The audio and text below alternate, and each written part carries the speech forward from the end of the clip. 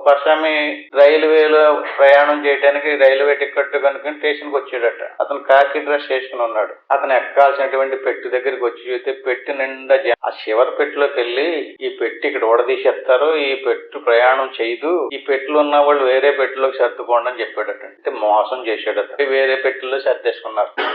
పెట్టి ఖాళీ అయిపోయింది. చక్కగా పెట్టిలోకి వెళ్ళిపోయి కాలు మీద కాలు వేసుకుని ఈ మాట ఇతను పెట్టి ఉడదీసేస్తారని చెప్పిన మాట అక్కడ ఆ రైల్వే ఉద్యోగి ఒకడు ఆలోచించి ఏదో పెద్ద ఆఫీసర్ కావచ్చు, పైనుంచి వచ్చిన ఆర్డర్ కావచ్చు అని చెప్పి ఆ పెట్టి ఉడదీసాడు. పెట్టి ఉడదీసేసేటప్పటికి రైలు వెళ్ళిపోయింది. ఈడు హాయిగా పడుకుని ఉన్నాడు. నిద్ర పట్టేసింది.